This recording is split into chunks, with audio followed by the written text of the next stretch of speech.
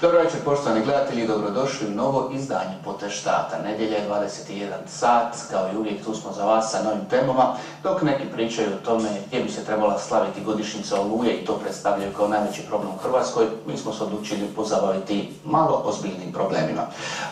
S nama u gostima je gospodin Ante Jukić, predsjednik bloka Umirovljenici zajedno, ali to je samo jedna od vaših titula i jedan od razloga zašto ste tu. S vama ćemo pričati, nazvali smo emisiju gospodarska i socijalna zbilja u Hrvatskoj danas. Dakle, čitav spektar tema ćemo obraditi u emisiji kroz sljedećih sat vremena. Vjerujem da će biti zanimljivo. Evo, prije svega, dobro vam večer.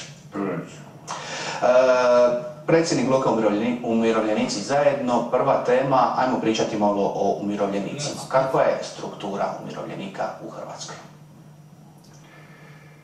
Evo ovako, od mirovinske reforme na ovom, to znači od 2001. Permanentno pratim i analiziram kako se umnožava ta brojka u kvantitativnom smislu zbog pada gospodarstva i događaja koji su se dogodili u smislu prijevremenih umirovljenja.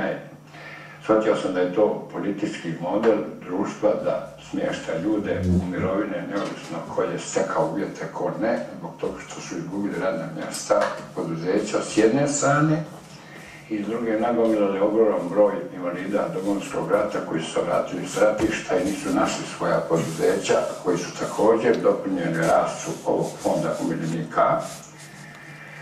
I s treće strane, oni koji su se našli u srednjim godinama, 50-55 žene i muškarci koji su završili na Zavodu za zapošljavanje zbog stečaja firmi, pa su po starosnom faktoru završili na mirovinski fond i ukupno nas danas ima 1.223.000.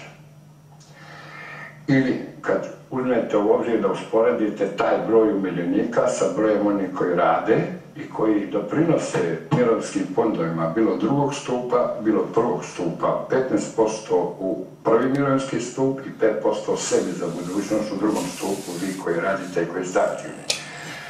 Dakle, to je cifra oni koji su uposleni, gdje se prima njihov doprinos bruto plaća 1.400.000, što bi značilo da je otprilike odnos jedan umirovljenik zarez 14 uposlenih. Ili je to došlo na 1 na 1. To je već pukao mirovinski sustav. U svijetu i u Europi, gdje ne rade 2,5 uposlena za jednog umirovljenika, smatra se da je mirovinski sustav u krizi. Ukupna nominalna cifra u 15. godini iznosi za potrebe umirovljenika 37 milijardi kuna. Od toga svi zaposleni doprinose 18 milijardi kuna. Ostalo do 30.000 se nadoknađuje iz državnog proračuna. Bilo od poreznih obveznika, bilo od međunarodnih i drugih zaduženja da bi se sustav održao. Dakle, on je davno pukao po ekonomskoj logici. To je i socijalni i politički motiv, dakle, u krivom ukupnom vođenju društva i krivog smjera razvoja, koji nije išao za tim da se radna mjesta i nove vrijednosti koje ljudi stvaraju, pogotovo u realnom sektoru, budu garant punjenja mirovinskog fonda. E sad, vi mlađi koji radite u drugom stupu, gdje vam se samo 5% od plaća odvaja u drugi stup, imate za sad uprihođeni novaca 60 milijardi u 13 godina od 2001. Od toga je 70% uloženo u državne obveznice koje su međunarodne agencije proglasile smeće. Ostalo je u INI pa do Telekoma, do Podravke, gdje kako tako dionice figuriraju na tržištu. Ako se još upušte s ovih 5% uprihođenih sredstava u 4 mirovinska fonda, od ovih koji rade, jer je to vaše osobno vlasništvo, onda je takvom varkom vlada ove godine da bi smanjila deficit zaigrala na vojsku i policiju, ono što je u njihovoj ingerenciji, i uzela 2,5 milijarde kuna iz drugog stupa. Pa je Europska komisija nije priznala, jer je to jednokratan prihod u prihodnu stranu proračuna i dogodine im više neće priznat. Šta se sad dogodilo unutar umirovljenika? Nikakva mirovina neće biti ni mlađima u budućnosti s 5%, jer je mirovinska reforma potrošena. Da, ne nego krivo uloženo. A drugo, zakon je te fondove ograničio da moraju ulagati državne obveznice. Odatle se vlada zapravo financirala, jer one su za dugoročnu otplatu, povratka sredstava, ovisno o kategorijama koje će ići u mirovinu, pa bi to išlo nekoliko godina postupno. Kad treba vratiti sredstva radi obveznice, kao kredite međunarodne kad se prodaje na tržištu obveznice državne, isto tako.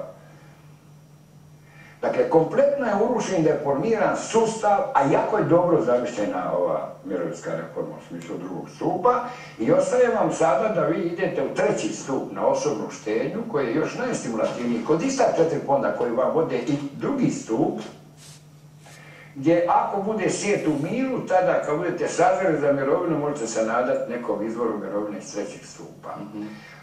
A mi nismo 1% godišnje oni koji rade od 2011. dodavali u drugi stup, nego ostali stalno na 5% iz vaših bruto plaća. I zamislite, u prvom stupu imate 15%, u drugom stupu, po našem sistemu, generacijske solidarnosti, u drugom stupu imate 5% i šta će vam biti s tih 500 ona akumulirana sredstva za 20 godina? I još usto prihodi koji od tih drugog stupa dolaze, pristojni su i ne smiju biti ispod 4% dobiti godišnje. A oni u slučaju ovakvih poremećaja drugih kriza mogu biti manji, pa će vama prihodi, odnosno prinosi na vaše sredstva, biti manja.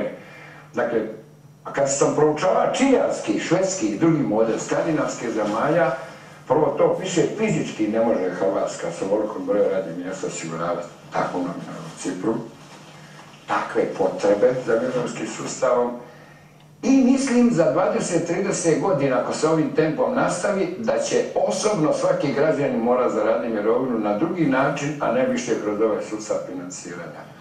Kako taj poremećen sustav, dakle slomljen sustav, kao što ste sami rekli, popraviti? Može li se on uopće popraviti ili je preostalo samo čekati da određeni broj umirovljenika umre? Mislim. Ima ideja da se ukine mirovinski stup drugi i da jedno 5 milijardi kuna koja godišnjo ulaze u taj vaš mlađi generacija stup, on tek 32. godine dolazi za neke generacije do prvih mirovina iz njega, ukine. Šta bi onda država je bila? Lopov, sa zakonom, lopovluka, nad drugim stupa na način da vam kaže, sad ćemo mi ovi 5 milijardi zadržati za sebe, smo šuplji u proračunu, a vas vrati to može u prvi stup koji inače ne može osigurati ni u ovoj kategoriji s 15% iz bruto vaših plaća, a Bog znao će li se on i kao takav u ovakvom odnosu snaga unutar sustava financiranja održati. Dakle, mogao bi reći da jednostavno neće biti mirovina za 20-30 godina. Da će to biti pitanje osobnog snalaženja pojedinaca. Što znači, tu se gube ustavna načela socijalne države. Dakle, vi osiguravate zakonom da zakinete građane pred ustavom socijalne jednakosti i socijalne države. Nije socijalna država samo ona koja daje Romima, Ciganima i ljudima 800 kuna socijalne pomoći. Nego kroz ove oblike socijalne države, a Ustav kaže u preambuli da je Hrvatska država i socijalna država, što znači dugoročno mora osigurati sustave osiguranja svog stanovništva, kako u mirovinskom sustavu, tako i u zdravstvu, popraviti. Se ne može ništa osim izvršiti jedna revizija adekvatnih mirovina u postojećem sustavu. Oni koji su stvarno zaradili mirovinu s 40 godina staža, ali u nas nisu mogli jer su izgubili poduzeća ljudi pa nisu krivi, ili starosni faktor koji je prošao 65 godina. Ove privilegirane mirovine ili mirovine po posebnim zakonima, to je zemlja specifična, sa 14 posebnih zakona ide su mirovine, sa 14 zakona. U svijetu postoje starosne, privremene, invalidske. U nas ima 14 zakona. I sad ćete vidjeti strukturu kako po kojem zakonu koliko ima. Da, baš me zanima. Dakle, ovako, starosna mirovina u Hrvatskoj od 1.223.000 ima 504.000. To su oni ljudi koji su prešli 65 godina. Starosne mirovine dugogodišnje osiguranja je 5350 kuna, to su ovi recimo koji spadaju u poljoprivredna osiguranja, koji su se bavili poljoprivredno s najmanjim stopom doprinosa, pa je danas mirovina nažalost 800 kuna, koja kao po zakonu niža ne može biti.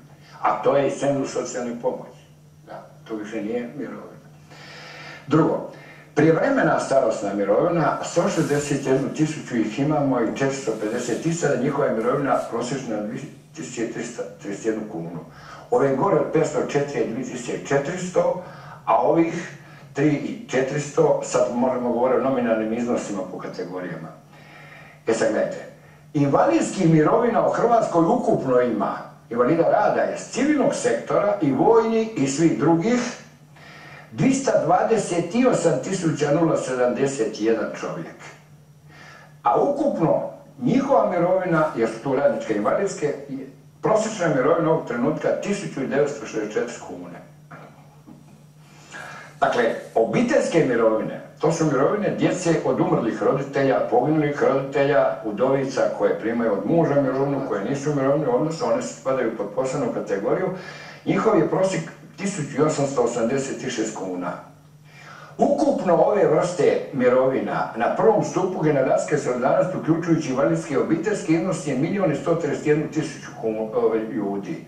Sa prosječnom mirovinom ovog trenutka 2.234 kune. Znači od 1.131.000 već ispod 2.234 kune imamo 50% umirovljenika. 1.500, 1.200, 1.800, 1.900 i tako dalje. Šta me to izaziva? Da taj Zmajlović ministar, ili kako se zove ovaj Dončić, koji su govorili o monetizaciji cesta, govore da bi oni dogodine došli u pitanje i ovakve mirovine koje su gotovo na socijalnom cenzusu dirali u traženju rješenja reformi unutar mirovinskog sustava. To nije prvi put da iz vlade govore o tome kako su mirovine upitne. Baš se sjećamo kada je jučer bilo prije nego što smo ušli u Europsku uniju, kada je bio referendum, Vesna Pusić, potpredsjednica vlade, je rekla kako u slučaju da Hrvati referendumom odbiju ulazak u Europsku uniju, da će mirovine biti upitne. Znači, to je već... To je to plašenje ovakve populacije koja je... Da, pa ljudi s ovim ciframa ne mogu preživljavati. Ne.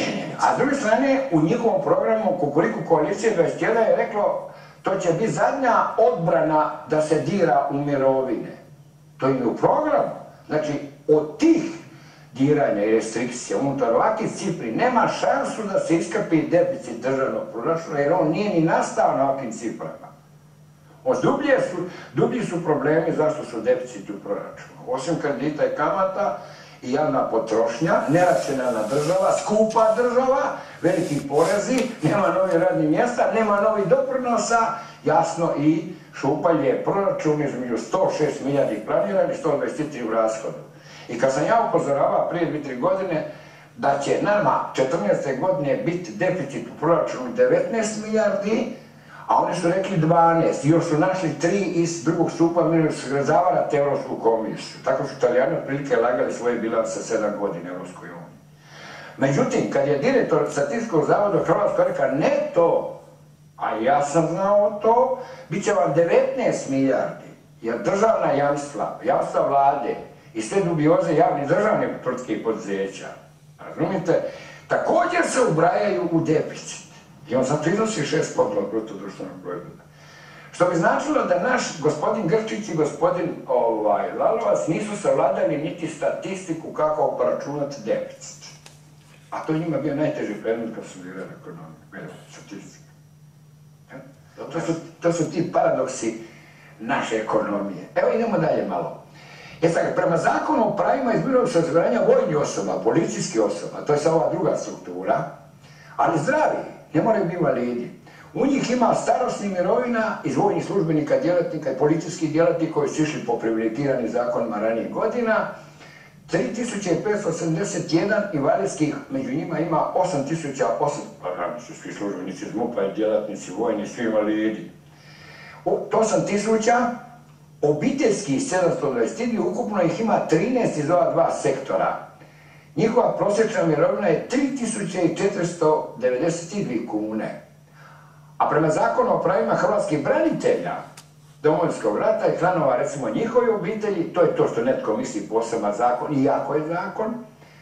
Dakle, imamo ovako, najniže mirovine kod njih, nećemo govoriti, 551 čovjek koji prima 2450 kuna, to su obični branitelji, 2450 kuna, s malim stupnjem invalidnosti možda 10-20%.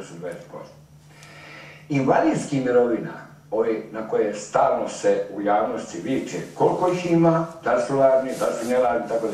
Njih ima 57.938 i njihova je prosječna mirovina 4.851 kunu i obiteljski mirovina stradalnika Domovinskog rata, udovica, majka koja je izgubila sina i tako da one također imaju mirovinu, ili udovica od poginulih, ima i ukupno, ili djeca na roditelja, 13.783, njihova je mirovina 6.332 kune od ovih stradalnika, od poginulih. Ukupno svi ovih, po posebnom zakonu o hrvatskim vojnim invalidima, ima 72.272 čovjeka, ili njihova je mirovina svi skupa sa aspekta zakona i koeficijent obračuna njihova mirovina 5.115 kuna. Duplo viša nego građanske civilne mirovine, premda su građanski i akademici među nama. I saborski zastupnici, bivši funkcioneri, vrhovni suci, ustavni suci, akademija. Oni su, koji imaju 8.000, ali oni su gori u ovi 1.300.000, oni su prema ustavnim načelima umreljeni kao i ja, jel? Evo ovako, dakle, to su sad, sad šta? Prema ugovoru između Bosne i Hercegovine i Hrvatske, u smislu mirovina koja Hrvatska daje invalidima Domovinskog rata, ali su oni članovi HVO-a, ali su učestvovali u našem ratu u Bosni i Hercegovini, njih ima 6.293 i njihova prosječna mirovina je 2.700 kuna u Bosni i Hercegovini, koju mi dajemo iz Hrvatske. Evo, ukupno, dakle, 1.223.000. Sad smo malo prije govorili o uzorcima stanja i kako je došlo do nagomilanosti.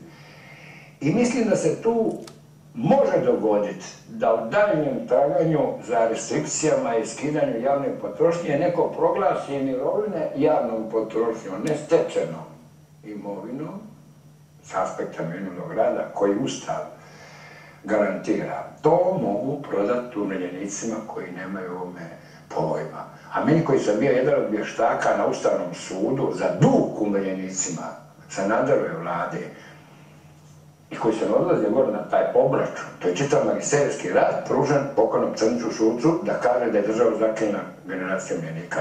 Bilo nas je 600.000 tada, ali zakinuti. I on je nama donio odluku da se država dužna obeštetiti te kategorije umirovljenika, ali u skladu sa gospodarskim mogućnostima društva.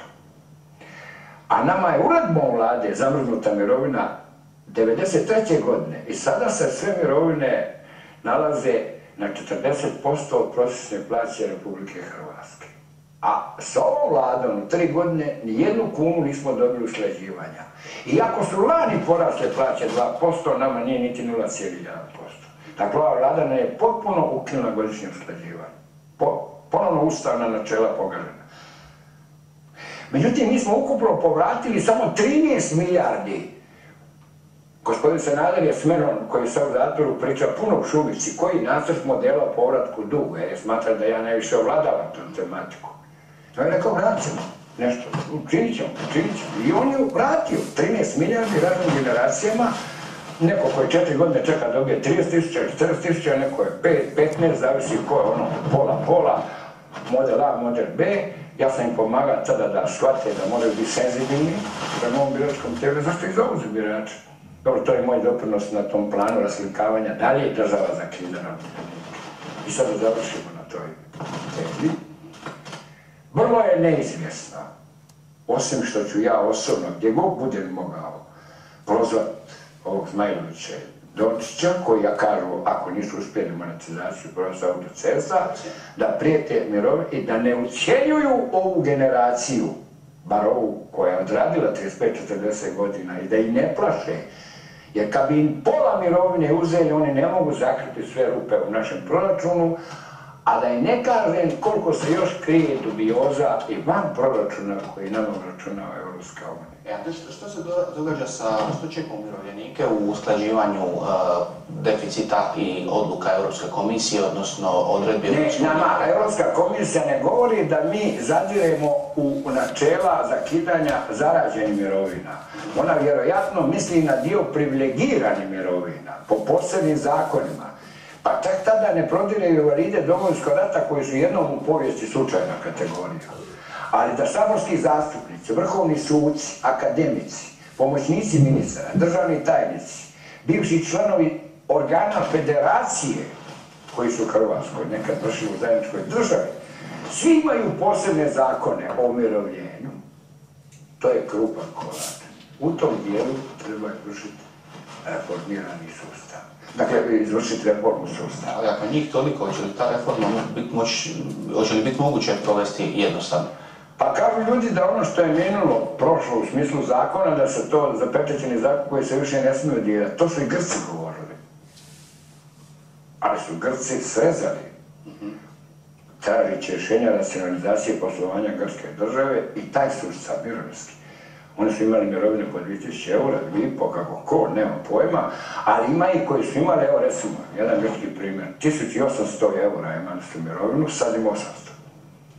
Dakle, kad te nužda natjera da racionalno trošiš koliko imaš i zaradiš, onda si to može. Otud grčke i atenske demonstracije, nego i sto. E sad, ova vlada ljevičarska koja je došla, ona neće bez Europske unije lako riješiti ova pitanja. Ona traži partnera i u Rusiji i Kino okolo ne bi li mogla. Pa čak zazire za ratne reparacije koje Njemačke u smislu vi nama dugujete još iz onog rata, jer niko nije znao da je Narodna banka Grčke tada posudila kredit otprilike od 250 milijardi maraka njemačkoj vojsci da izvodi rat na njihov teritorij. To su sve paradoksi povijesti, ali sumnjam da će ona vlada to postići, nego će Europska unija, pošto je Grčka važna, ipak intervenirati da tekuću bilansu i pokriju za sada, dok se oporave. Ali u njih već raste bruto društveni proizvod, što je bivša grčka vlada sredila, u nas ne raste. U nas se veselje 0,2, 0,3. Bez 5% rasta u Hrvatskoj neće biti zaposlenosti, neće biti nove akumulacije, neće se puniti državni proračun, neće se moći plaćati porezi i neće se moći popravljati državni bilans. Služite što sam rekao, 5%.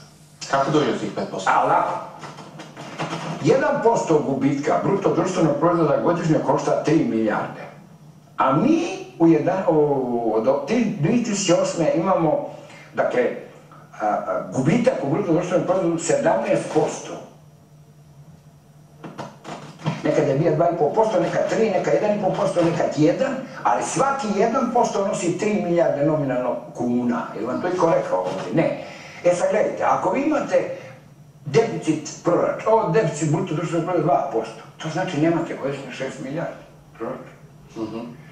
Evo, i sad vi pomnožite u 6 godina, od kada nam pada rapidno bruto proizvod, do laganog porasta sada, koji je više zahvaljujući izvozu i okolnostima Evrope, a manje našim radom i novim vrijednostima, dakle, vi imate 6 godina, ajmo recimo da je samo 1% bio pad bruto društvenog proizvoda.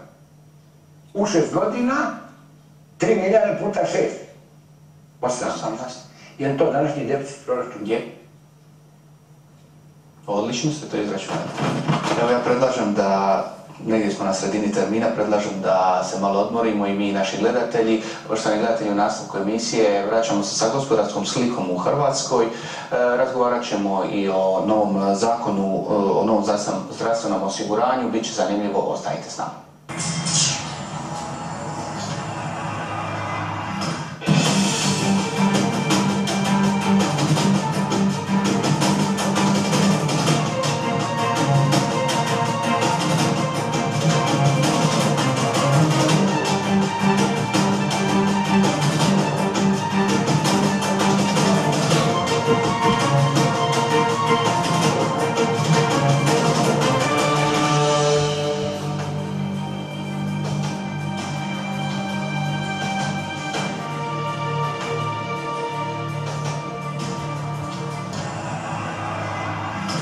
Još jednom dobro večer, poštovani gledatelji, u društvu smo gospodina Ante Jukića, pričamo o gospodarskoj i socijalnoj slici u Hrvatskoj. Obradili smo temu umirovljenika, sada ćemo malo ići na gospodarstvo u Hrvatskoj. Odnos Europske komisije i Hrvatske vlade u zadnjih nekoliko mjeseci je poprilično intenzivan. Europska komisija traži određene mjere za smanjenje deficita, koje vlada za sada nije baš ispunila po volji Europske komisije, tako da su dobili, ajmo reći, nekakav popravni ispit. Sada se dosta priča o smanjenju agencija, o ukidanju agencija, spajanju agencija, ne bi li se na takav način uštedilo. Koje mjere će još vlada morati poduzeti da bi zadovoljila Europsku komisiju?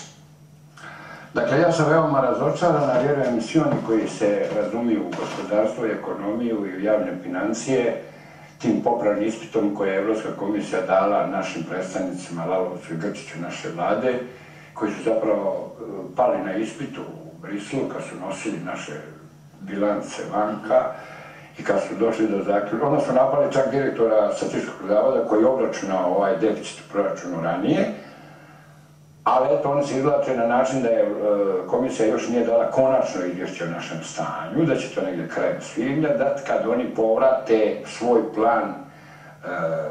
plan pribavljanja sredstava da smanje taj deficit. Na primjer, da ga smanje sa 5,7% koji se sad kreće u odnosu na bruto društveni proizvod, da ga smanje na 5%. Dovest ga na 3% prema pravilima ugovora Europske unije treba nekoliko godina, a uz rast od 0,3%, koliko nam predviđa MMF, treba će nam 40 godina. Samo proračun. Pustimo kamate na kredite i one dubioze koje proističu iz drugih obveza države, javnog duga. Samo proračun. To se zove samo sa aspekta uravnotežene fiskalne konsolidacije prihoda i rashoda jedne tekuće godine poslovanja. Nažalost, ta vlada ni na ovom planu nije položila ispit, niti imaju mislioce ni analitičare, a najmanje usprkos upozorenjima profesora, analitičara i drugih, jer ja ne dajem preveliku važnost ni njima sa sveučilišta, jer da je sveučilište kao intelektualna krovna organizacija akademije reagirali ranije, ne bi naše vlade ovako srljale ovo sve skupa. Ali očito stručne observacije pod lažnim sijanjem optimizma nisu dolazile do izražaja, pa i vlada nije prihvatila. I sad ćete vidjeti otprilike kako se tu kreće stvar. Kako nam je crno stanje u državi, neki proglašavaju, prema sam bio uvijek optimista, ne volim crnilo, jer u ovoj državi se svak natječe ko će najružnije o njoj govoriti. Ali, evo... sad gledajte. Prve mjere koje te subvencije i materijalni troškovi. U 15. godini oni mogu naći za subvencije u ove 2 milijarde što je davala komisija da nađu još 2 milijarde, da smanje deficit. Planirano je 6 milijardi, a za materijalne rashode 10 milijardi kuna u planiranom proračunu. Strukturiranje javnih tvrtki i prvi izvor traženja sredstava. Hrvatskoj su 53 javna poduzeća duguju svoj dug, neovisno općoj državi. Ukupno 66 milijardi kuna, koje oni nisu htjeli možda obračunati ovaj deficit. I nisu znali. Samo hrvatske željeznice, hrvatske ceste i hrvatske autoceste duguju 45 milijardi kuna. Tu oni sad misle tražiti rješenje, a oni u gubitku i u kreditima. Vidi paradoks. Silne agencije, zavodi i, kako vi rekao ste, instituti.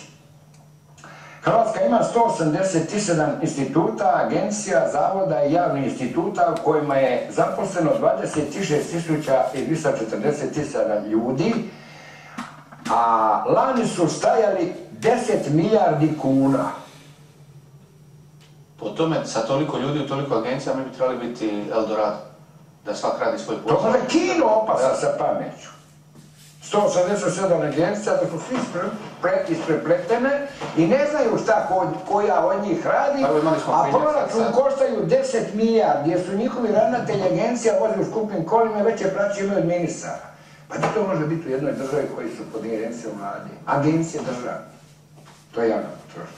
To je prvi izvor kao spajanja 10, a ovi će 160 ostao istom statusu. A onda se dogodi da ne znaju ko je što objavio na internetu. Dakle, daljnja var. Da.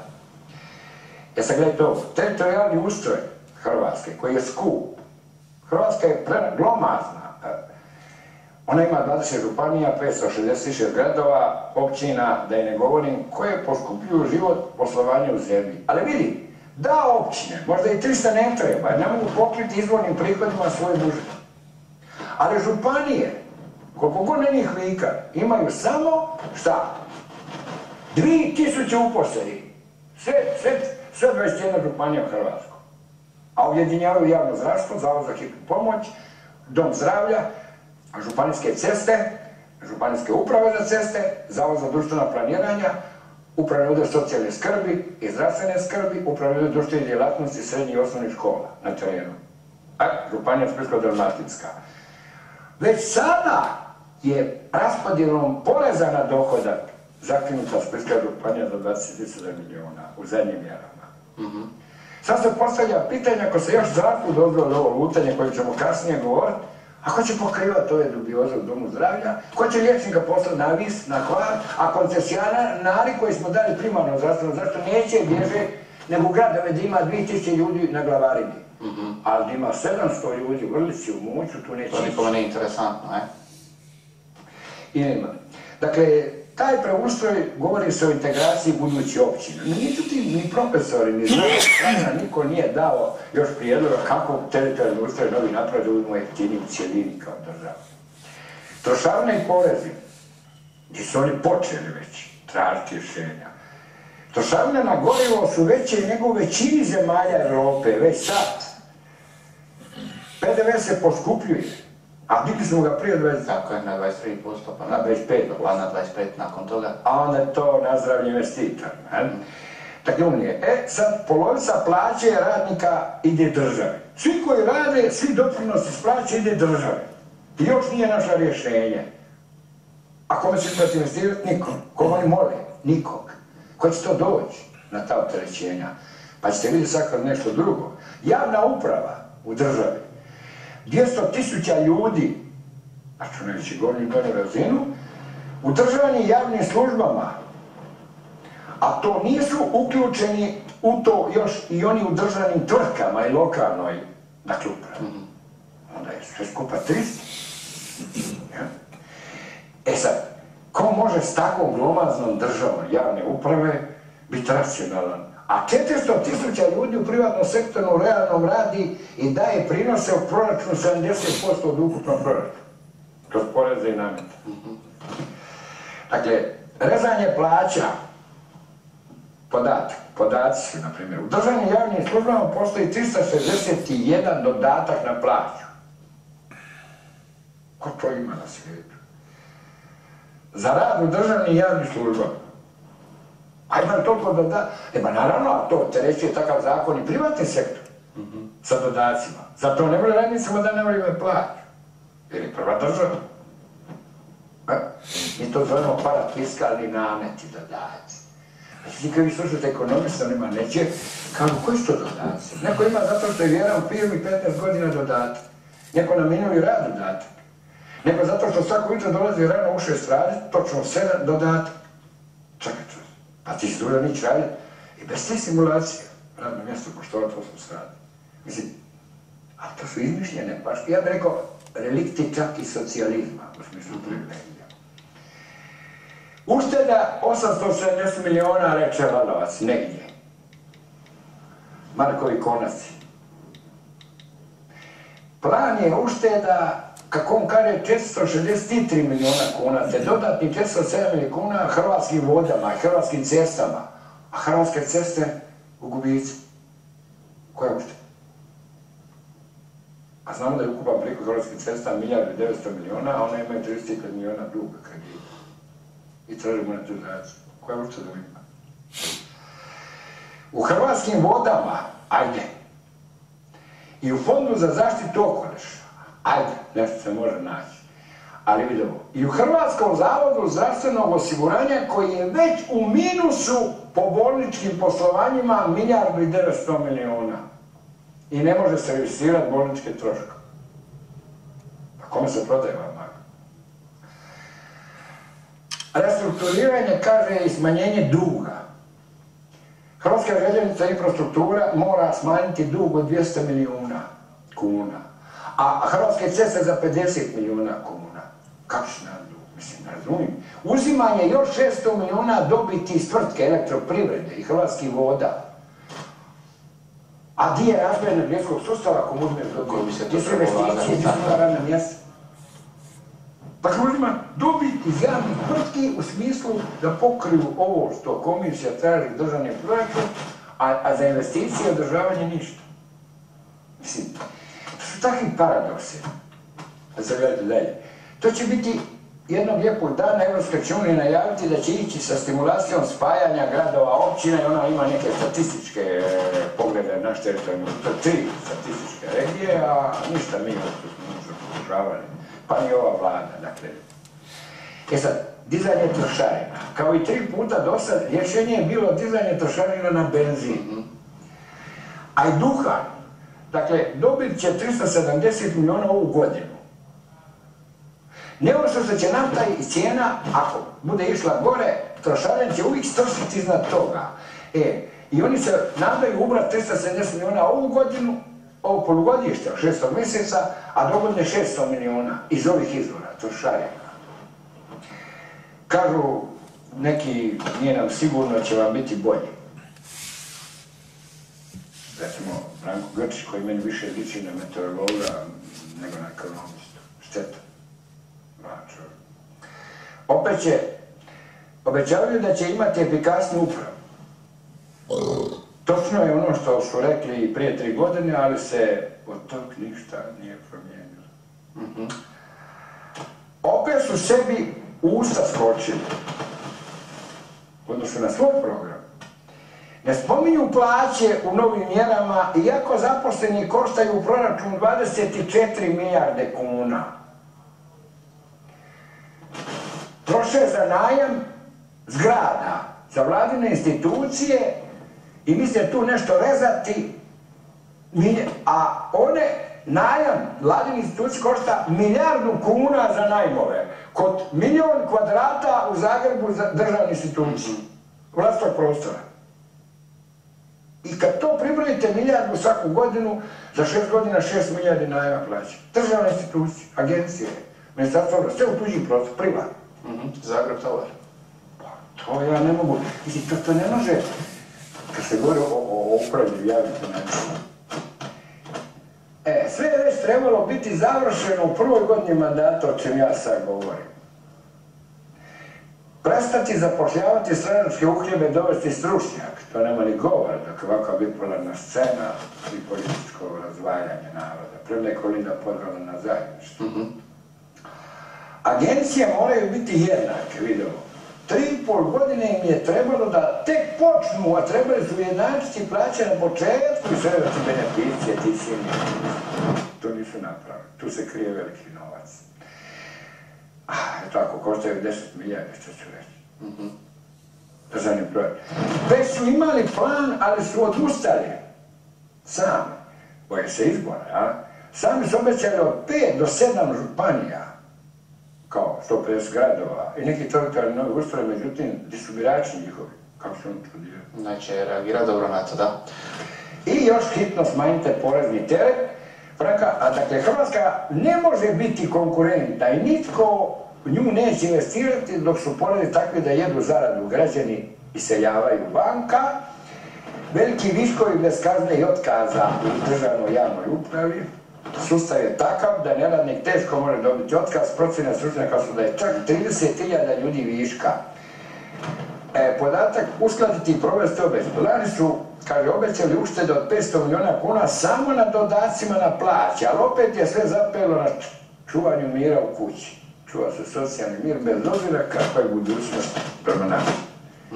Evo, to je sad ta gospodarstvena proračunska rupa. Ali koje je rješenje? Rekli ste sami, evo, izborna je godina. Koliko uopće od svega toga što je tu navedeno ova vlada može napraviti dok je još na vlasti ako ne osvoji iduće izbore? Ne, ja mislim da njima uopće nije stalo, bar našem Milanoviću, da bude premijer. govorim o psihologiji osobe, obzirom na njegova nadobudna nastupe ponašanja. On je jedan ego trip, vrlo ponosan čovjek na sebe, jako zaljubljen u sebe, daje famozne izjave koje zapravo nemaju veze s praktičnom politikom. Ja mu ne zamjeram, on se ne razumije u gospodarstvu, u razvoju, financije, u ništa. Ali se računa ima potencijal mladosti, on će to iskoordinirati. Međutim, kad sam vidio ministre koje je dobio, tamo 9 je već smijenio, on zapravo i nema s kim raditi. Ne moramo znati kao premijer, važno je njih koordinirati. Ja nisam u svom poslu znao bez suradnika, ništa. Niko to sam ne može ništa. Međutim, on griješi. Njemu je, po meni, po političkoj procjeni veoma stalo da ostane na čelu SDP-a, jer zna da će biti detroniziran do kraja ako izgubi izbore, a ne bi ostao šef stranke. A to je bio u opasnosti čak i na predsjedničkim izborima, samo mu je malo planove Josipovićevoj struje poremetio gubitak predsjedničkih izbora. Pa oni se isključivo krivi što Josipović tu di je da je, ali kad je Josipović shvatio čitav promašaj tog Kukuriku koalicije projekta, onda se on nje otklonio, ali kasno. Tako da nije profitiran na račun toga, nego je trulo šuteć podržava takav koncept politike. Rekao da s njima nema reformi. Tek na kraju je rekao da s njima nema promjena i reformi koje su davno trebali biti promjene. I sad šta da ostaje? Što nam nudi druga strana? Druga opcija HDZ, rekli ste sami, hrvatska scena je bipolarna. HDZ je podcrkao grijehe sa Sanaderom i sa deformacijama u njihovoj stranci i neki direktori pošta javnih poduzeća završili su pritvor, istražni posao, još nisu nekima završila suđenja, ali je pratio prvi čovjek cijelu igru. Međutim, ono što ja znam, šta se događa u ukupnom udaljavanju supstance Hrvatske kroz razne oblike, sve do novca vanka, rekao bi da je on, kako se u narodu kaže, mači kašalj u odnosu šta još neki radi. Neću sad govoriti o strukturi. Što nas može spasiti? Tko nas može spasiti? Ne. Ima li snage u novom HDZ-u, Karamarkovom HDZ-u da se provuče? On je prilično stabilizirao stranku nakon poljuljanja ugleda HDZ-a zbog Sanadera i nekih njegovih suradnika i platili su debelu cijenu jer su izgubili izbore. Oni se oporavljaju bez dovoljno pompoznosti u javnosti. Ja stižem do njihovih ljudi, savjetujem njima, vi morate imati alternativu za ovo što smo rekli da je negativno i nevažno. Ali već sad obznanjeno, u ovoj godini, jer vi u psihu birača ne možete usaditi program u izbornoj kampanji od mjesec dana, nego morate protezati teze cijelu. Oni su rekli da Institut Njemački im pomaže raditi na tom programu sveobuhvatnih, temeljitih, korijenitih promjena. Ali konkretno ništa nismo čuli. Ali konkretno još i na sceni nema u smislu ponude, a šta je to njihov program u slučaju da ovi odu prije vremena? Ne prije vremena, 11. mjesec su normalni izbori, ali kako čujem, Milanović i vlada će to do ustavne mogućnosti tjerati do veljače. Ali ništa tu će još manje dobiti jer to je bijeg, a opet u nadi njegovoj da će se nešto pozitivno događati do nove godine. Turistička sezona, prihodi, iz turizma neće dobiti ništa, 7 milijardi, to završi u opće državnom interesu od 20%, a ono je sve u privatnom izjavljivanju i drugim odnosima, one ostale milijarde, prema tom nijedan turizam nije popravio bilans jedne države pa ni naše. Pa i ne može biti glavna grana. Ono što je HDZ, odnosno koalicija HDZ-a, ono u što su se dotakli, malo konkretnije rekli, to je u biti novi zakon o zdravstvenom osiguranju, gdje su prije nekoliko dana čak govorili kako će se morati raditi nekakve promjene tu, a onda su naišli na osudu SDP-a, konkretno Gordana Marasa, koji je rekao kako HDZ pokušava od umirovljenika i branitelja učiniti socijalnu kategoriju. Tako sam ja i danas, evo, s vama u dogovoru molio da se te teme prokomentiraju radi opći interes. A znate šta, počet ćemo od obave. 40 milijuna Amerikanaca nije imalo osnovno zdravstveno osiguranje u Americi i oni na tom dobiju izbore. Dakle, na zdravstvenom i socijalnom sustavu se u svijetu dobivaju izbori. Pustimo kapital korporativni koji se kreće logikom svoje logike. Jer kad bi se vi shvatili da virtualni kapital je zarobio vlade, države, deficite, pojedince i građane. To je ta korporativni, konzumeristički, neoliberalni, tržišni tip ekonomija. To mnogi ekonomisti i te fenomene globalnog svijeta ne razumiju. I on ide tom logikom. Svi su zaduženi.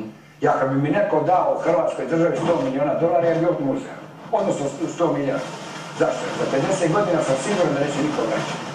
Isti fenomen kao 37. godine prije Drugog svjetskog rata, kada su svi krediti međusobnih banke i subjekti i države bili anulirani. Zašto? Jer spremala se nova promjena svijeta, naslučivač se rat. I onda se sve anulira. To ne znači da se dođe do Trećeg svjetskog rata, ja nisam menšini prorok, ali ova situacija sliči na 37. godinu prije. Ova monetarna, financijska, spekulativna, virtualna komponenta kapitala.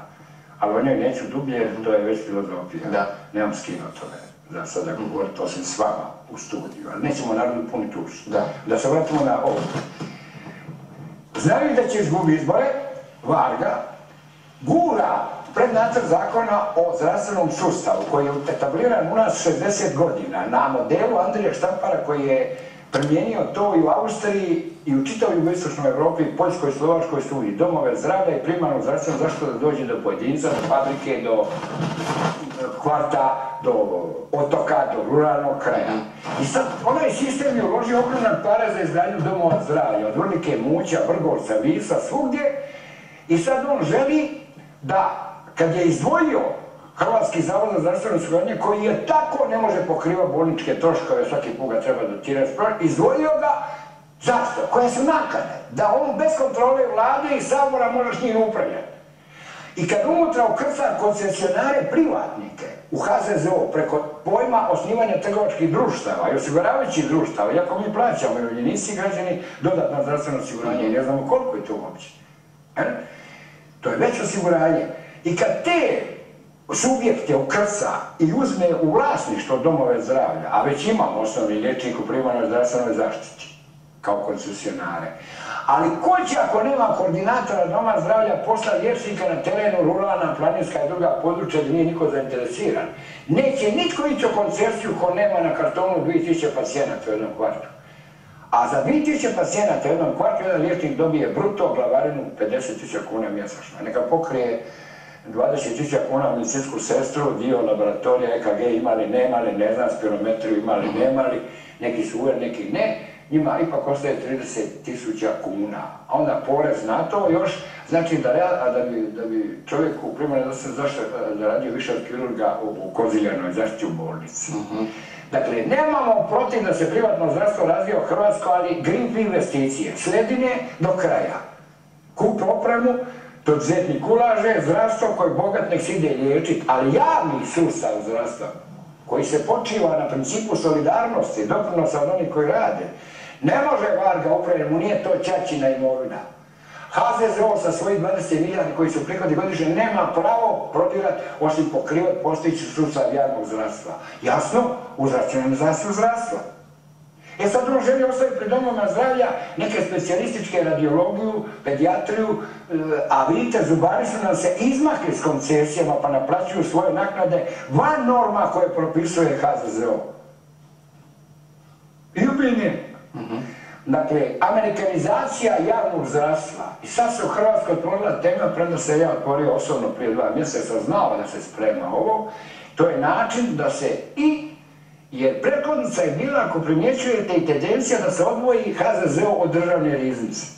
Kad se to pravno odvoji, gdje vlada više najnjem uticaja, ni država, niti iz države možemo subvencionirati HZZO, onda sad treba ukrcati privatne ruke pomoću dioničkih društava, trgovačkih društava unutar HZZO, uzimati novce od građana, prenijeti u privatne bolnice, a onda uzeti najbolje specijalista iz bolnice, platiti na engleski način, odvući pacijente tamo, a bolnice će i dalje raditi s gubicima.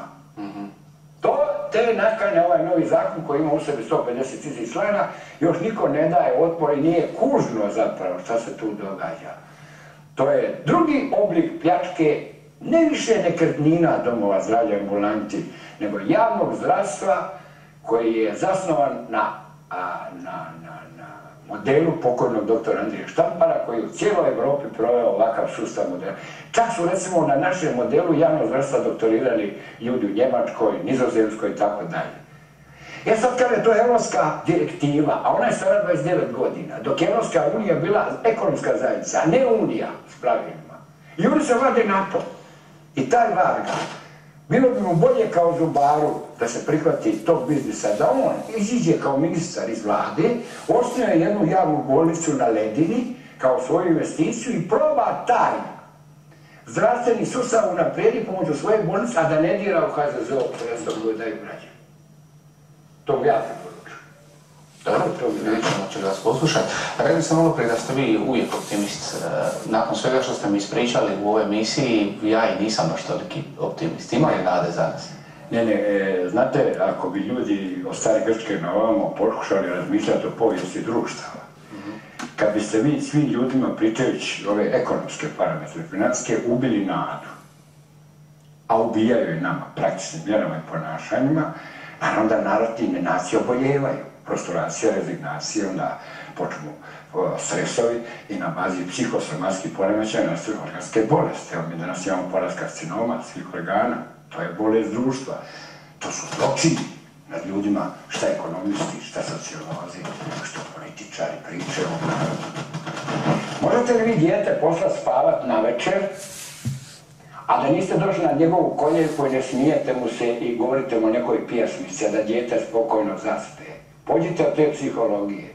A sad ako puštate u javna sredstva na televiziju ljude koji svašta govore, koji crne ovu zemlju, rekao bi čak kao mnogi ne vole, i siju takav pesimizam, ubili su nadu u naciji ljudima. Nacija ostaje bez prkosa, bez ponosa, bez ideja. To je jedno. A ipak je poznato u psihologiji naroda, svijeta, pa čak i u monoteističkim religijama, da postoji vjera, Boga, filozofiju, političku stranku, ideologiju, ali postoje vjera u čovjeku. To je prva komponenta opstanka osobe.